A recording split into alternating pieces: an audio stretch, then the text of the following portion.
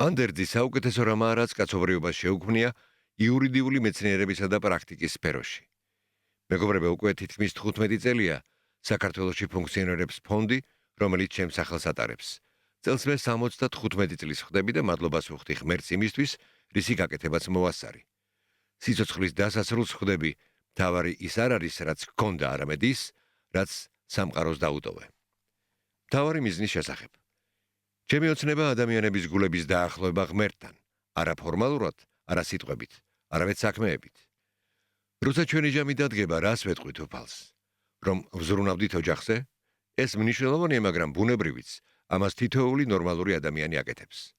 ნამდვილი აზრი კი იმაშია, რომ დაეხმარო მათ, ვინც სუსტია, ვინც იტანჯება, ვინც ვერ შეძლებს შენთვის საპასუხოდ რამე გააკეთოს. დაეხმარე და მადლობას ნუ დაელოდები. ილოცე, თუ სხვაგვარად ვერ ეხმარები. გაიხარე სხვისი ბედნიერებით და საკუთარიც მოგეცემა. რატომ შევქმენი ფონდი?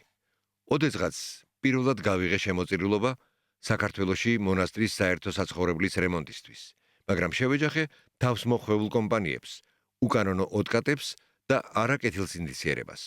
მაშინ მივხვდი, თუ სიკეთეს აკეთებ, ეს უნდა იყოს ღია, გამჭვირვალე და პატიოსანი საქმიანობა. ასე დაიბადა ფონდი, სადაც ყოველი შესყიდვა ტენდერის გზით ხორციელდება. ყოველი თეთრი შემოწმებულია და ყოველი შედეგი ქვეყნდება. და ვიცი, ღმერთი აკურთხებს გამჭვირვალე და გულწრფელ საქმეს. მან ოდესღაც განკურნა ჩემი ნათესავი და ეს ჩემთვის პასუხი გახდა, რომ სწორ გზაზე ვარ. ჩემი დღევანდელი ცხოვრების გზა არის მადლიერება და ხსოვნა ყოველი ადამიანის მიმართ. მნიშვნელობა არ აქვს, ცოცხალია ის თუ უკვე დაგვტოვა. ვინც ოდესმე სხვადასხვა გარემოებაში გულწრფელად გამომიწოდა სიყვარულის ხელი და სანაცვლოდ არაფერი უთხოვია. მე გავიზარდე როგორც მიუსაფარი ბიჭი, რომელსაც სკოლებიდან აგდებდნენ. ჩემი ხსნა გახდა ერთი მასწავლებელი, ლარისა მიხეილის ასული. დღეს მე ვუზრუნველყოფ მას საცხოვრებლითა და საკვებით, რადგან მადლიერება ჩემთვის წმინდა ცნებაა. სამწუხაროდ დანარჩენმა მოსწავლეებმა იგი უკვე დაივიწყეს. მხოლოდ ახლა ვაცნობიერებ, რამდენი სასწაული მოახდინა ღმერთმა ჩემ ცხოვრებაში და როგორი სირცხვილია, რომ 50 წლამდე ერთხელაც არ მithქვამს მისთვის მადლობა. რისთვის ვცხოვრობთ? უფალს არ აინტერესებს ვინ ხარ, მინისტრი, ბიზნესმენი თუ ღარიბი. მისთვის მნიშვნელოვანია შენი სული სიწმინდე.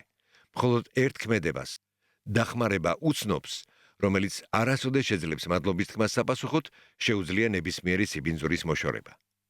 ანდერძი სიკვდილს კი არა, არამედ სიბრძნეს და ზოგჯერ საუკუნეების განმავლობაში შენზე ხსოვნას ეხება. ჟენევის ცენტრში დგას მონუმენტი ძალიან მდიდარი ადამიანის, რომელიც 100-ზე მეტი წლის წინ ცხოვრობდა ჟენევაში. მას ბევრი ნათესავი ჰყავდა და მილიონები, დღეს უკვე მილიარდები ეხნებოდა. მან ქალაქს, რომელიც უყვარდა, გადასცა 400 მილიონი ფრანკი. დღეს ფრანკის ფასი დოლარზე ოდნავ მეტია, მაშინ კი გაცილებით მეტი იყო. იმ პირობით, რომ მას ქალაქის ცენტრში დაკრძალავენ და მონუმენტს მუნიციპალიტეტის მიერ შეთანხმებული ესკიზით დააყენებენ. ჟენევის არქიტექტურული ძეგლების სიაში შეყვანილი ბრაუნშვაიგის ჰერცოგის სამარხი თავისი გარეგნულობითა და შექმნის ისტორიით გამორჩეულია. ეს მავზოლეუმი, რომელიც ნეოგოთიკურ სტილში აშენდა თავად გარდაცვლილის მოთხოვნით, ზუსტად ასახავს ვერონაში მდებარე სკალიგერების ოჯახის სამარხის ასლს, რომელიც მე-14 საუკუნით თარიღდება. ნიჭიერი ლინგვისტის, მუსიკოსისა და რაინდის სტატუსით ბრაუნშვაიგის კარზე სინამდვილეში უნიკალური პიროვნება იყო.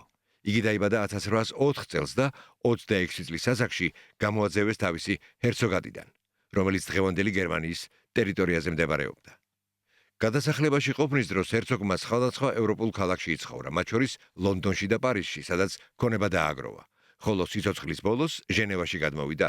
იქ 1873 წელს გარდაიცვალა და თავისი მთელი სიმდიდრე ქალაქის ხელისუფლებას დაუტოვა ლამაზი დაკრძალვისა და საკუთარი სამარხის სანაცვლოდ. იმ დროს ჟენევის კანონები კრძალავდა ქალაქის სიღრმეში დაკრძალვას, თუმცა, როგორც ჩანს, სარგებლის წყურილმა გამოიწვია სარეკომენდაციო აქტივობის კარგი სტიმული. ამიტომ, ხანგრძლივი დებატების შემდეგ გადაწყდა მავზოლეუმის აშენება რონის მარჯვენა სანაპიროზე, მცირე ალპურ სკვერში, ხოლო სარკოფაგი უერთდებოდა 6 მეტრიან სიმაღლეზე, ისე რომ კანონის დებულებებს არ ეწინააღმდეგებოდა. თუმცა სხვა ვერსიით ჰერცოგს ეშინოდა, რომ ცოცხლად დაკრძალავდნენ ღრმად დაბეტონებულ კუბოში და თავად მოითხოვა მისი სამარხის აშენება სკალიგერების ვერონას არქიტექტურის ნიმუშის მიხედვით, სადაც სარკოფაგებიც ზუსტად ასევე მიწის ზემოთაა ჩამოკიდებული. აღსანიშნავია, რომ ნაპირის ქვეშ არსებული სამარხი საკმაოდ ჰარმონიულად და მყუდროდ გამოიყურება.